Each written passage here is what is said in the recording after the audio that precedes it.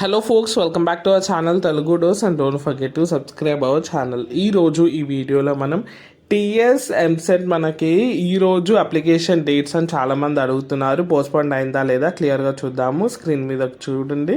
So the commencement of submission of online application TG EAMCET వచ్చేసి మనకి postpone కావడం జరిగింది. యాక్చువల్గా అయితే ఈరోజు ఉండాలి, కానీ 1 మార్చ్కి అయితే మనకి పోస్ట్పోన్ చేశారు.